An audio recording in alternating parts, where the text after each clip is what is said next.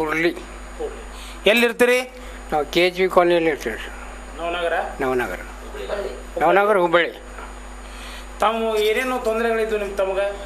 ನನಗೆ ಇದು ಕಾಲು ಆಪ್ರೇಷನ್ ಆಗಿ ಒಂದು 2 ವರ್ಷ ಆಗಿತ್ತು. ಅಲ್ಲಿ ಡಾಕ್ಟರು ಸ್ವಲ್ಪ ಲೇಟಾಗಿ ಇದು ಮಾಹಿತಿ ಅದ ಅಂತ ಹೇಳಿದರು.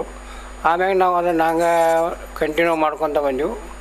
ಕೆಲವೊಮ್ಮೆ ಇವರು ನೋನಿಯವರು ಬಂದು ನಮ್ಗೆ ಅದರ ಔಷಧ ಕೊಟ್ಟರು. ಆ ಔಷಧ ತೊಗೊಳಕತ್ತಿದಾಗಿಂದ ನನ್ನ ರೂಪಾಯಿದಾಗ 12ನೇ ಗುಣ ಆಗಿದೆ. ಇನ್ನು 4ನೇ ಉಳಿದದ.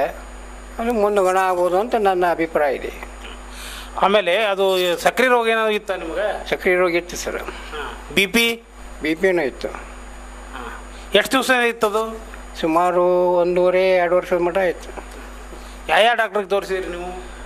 ನಾವು ಹೊತ್ತಿಗೌಡ್ರು ಅಂತೇಳಿ ತೋರಿಸಿದ್ದೀವಿ ರೀ.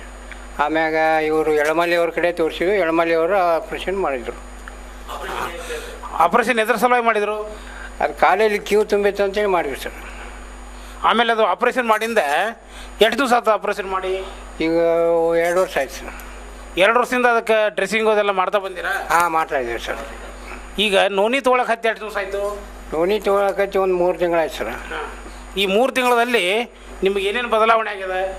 ನಮ್ಮ ಪ್ರಕೃತಿ ಸುಧಾರಣೆ ಆಗಿದೆ. ಹೊಟ್ಟೆ ಹಸಿತಾ ಇದೆ. ಊಟ ಜಾಸ್ತಿ ಮಾಡ್ತಾಯಿದ್ದೆವು. ನನ್ನ ಗಾಯ ರೂಪಾಯಿನಾಗ 12ನೇ ಮಾದದ. ಇನ್ನು 4ನೇ ಉಳಿದದ. ಈಗ ಕಂಟಿನ್ಯೂ ಮಾಡ್ತಾ ಇದ್ದೀರಾ? ನೋನಿನ ಕುಡಿತಾ ಇದ್ದೀರಾ? ಕಂಟಿನ್ಯೂ ಮಾಡ್ತಾಯಿದ್ದೇವೆ ಸರ್.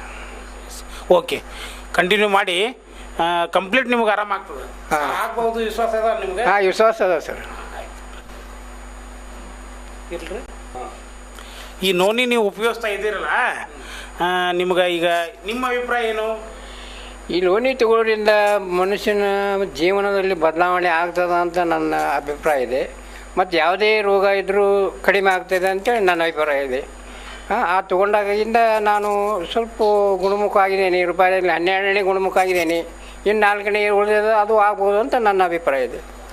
ಒಟ್ಟಾರೆ ಅಭಿಪ್ರಾಯ ನಿಮ್ಮದು ಒಳ್ಳೆಯದ ಅಭಿಪ್ರಾಯ ಇದೆ. ನೋನಿಗೆ ಏನು ಅನ್ಬೋದು ನೀವು? ಅಮೃತ ಅನ್ಬೋದಾ? ಅಮೃತ ಬಂಗಾರ ಅಂತೇಳಿ ಅಂದರೂ ಏನು ತಪ್ಪಲ್ಲ. ಅಡ್ಡಿರಾಜ್, ಇಷ್ಟೆಲ್ಲ ಒಳ್ಳೆಯ ನಿಮ್ಮ ಆರೋಗ್ಯದಲ್ಲಿ ಸುಧಾರಣೆ ಕಂಡ ಮೇಲೆ ನೀವು ಜನರಿಗೆ ಏನು ಸಂದೇಶ ಕೊಡ್ತಾ ಇದ್ದೀರಿ? ಜನರಿಗೆ ನೋನಿ ತಗೊಳ್ಳೋದ್ರಿಂದ ಮನುಷ್ಯನಲ್ಲಿ ಉತ್ಸಾಹ ಆಗುತ್ತೆ. ಮತ್ತು ಯಾವುದೇ ರೋಗ ಇದ್ರೂ ಗುಣಮುಖವಾಗುತ್ತೆ. ಅದು ಏನೂ ಸಮಸ್ಯೆ ಇಲ್ಲ. ಆ ದೃಷ್ಟಿಯಿಂದ ಅದನ್ನು ತಗೊಳ್ಳಿಕ್ಕೆ ಅಡ್ಡಿ ಇಲ್ಲ ಅಂತೇಳಿ ನಾವು ಜನರಲ್ಲಿ ವಿನಂತಿ ಮಾಡ್ಕೊಳ್ತೇವೆ. ಅಡ್ಡಿಲ್ಲ. Thanks sir. Thank you sir.